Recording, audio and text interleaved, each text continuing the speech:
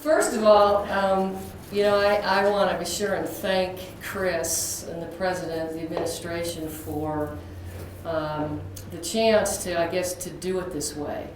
I never would have anticipated that. In fact, when I first went to him and, kind of was telling him what was going on, he brought it up right away as part of that conversation. I know it was just off the cuff because he certainly hadn't asked permission yet. And I just sort of did the dismissive thing because it was like, oh boy, no, who does that? That's ridiculous. He just, gosh, I'm having some problems. I'll hang out for a year while my team goes and busts their butt. It was kind of like, that sort of was the epitome of quitting.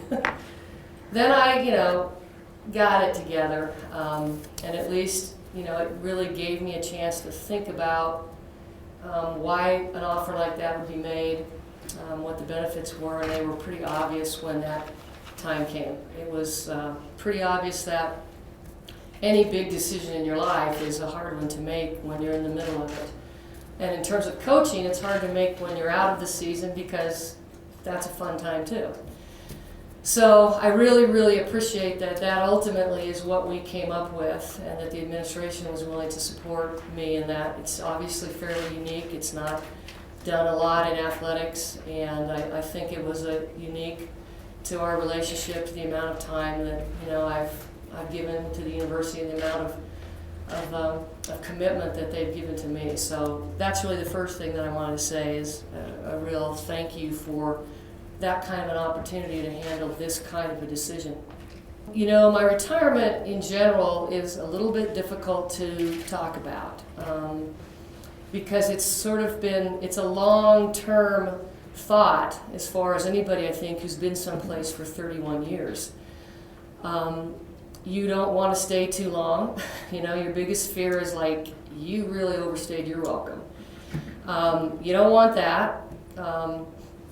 But you sort of almost, after 31 years, you also kind of feel like you're better at what you do than at any other time you've done it.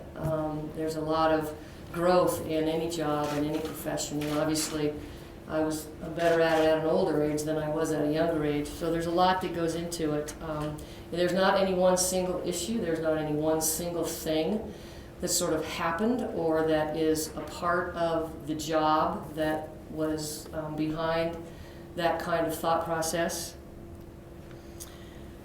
It's hard to condense. It's what makes it difficult to talk about it with your team. You want to give them everything that you can because they deserve that.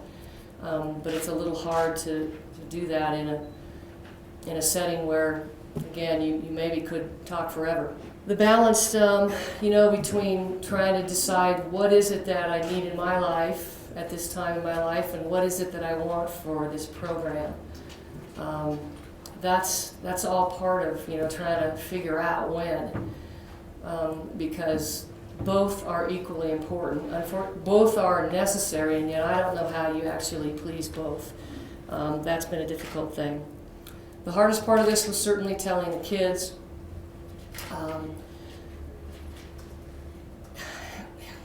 They're young. We will have nothing but youngsters in the program. I thought that would actually be easier. You weren't, talking to those kids that you sort of built a relationship over 2 or 3 years and then feeling that real difficult explanation of, so why are you leaving us? They're resilient. They're so resilient in everything that happens, on the floor, so much more so than coaches. That's also what I know will happen with them in this regard. I appreciate that there is emotion to what we do.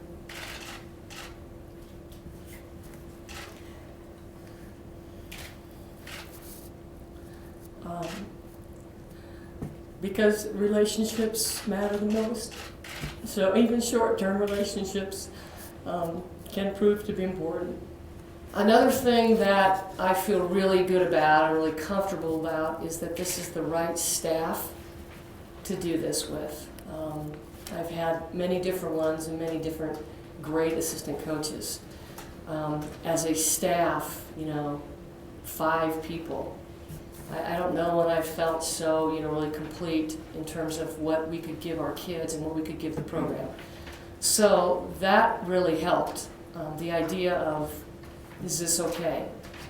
I have complete confidence in the staff. They absolutely will provide the energy, the enthusiasm, the knowledge, and the patience for what this program needs and what this team needs as they move into next season. So that was a key component to knowing that, well, this can work, and this is something that I think I can do, and it might be a good time to make that that determination. I've always wanted really one thing to happen when I did this, whether it was 10 years from now or whether it's a year from now. And that was to really feel like, and to really have people understand that the one thing I want is for what comes after me to be better than what was here when I was here. For the teams to have more success, for the teams to have, I truly, truly want that. You can't invest and call something your own for 31 years to not want that, as far as I'm concerned. And that's really another reason why, at least at this point in time, taking an opportunity to really decide seems to make sense, because I love the components of that possibility. Like I said, I love this staff, I love this team, I love these people, I love the ones who will be coming in next year. I believe there are kids who are already signed up here who have a bright future. So with Utah women's basketball staying and becoming even a brighter star, then these kinds of things get a lot easier. So things are just as good as they could be in order to try to feel good about that. And all I can say is we'll just work from here. We'll kind of play it day by day. We don't know quite how it works because I've never done it. Chris has never done it. But that's that's the minutia. That's the stuff that won't be hard to do as it comes up. And we will do that, and things will be good. I am not ill. I am not sick. I do not have an underlying health issue other than menopause. Yeah, one of the things that all of my staff is younger than I am. And that's doesn't end there, but what that really brings is there's an energy and an enthusiasm that I just never have to question is what's going to be there for these kids, and they deserve that. And it's one of those sort of differential points, only because that becomes harder after 31 years. Can I go to practice today and be that enthusiastic as I was 31 years ago? Do I owe that to them? I do. Can I? It's harder. So, that's so much of a plus. My staff has already, this has not been something that, I've just done everything and done all the minutia of all of this. These guys have already taken over so much of, I think, what coaches probably ask of their staffs later on. When they know that, listen, I may not have it every day, you will, and they do. That's the kind of guy Anthony is. He has that. He's an eternal optimist. Way more than me.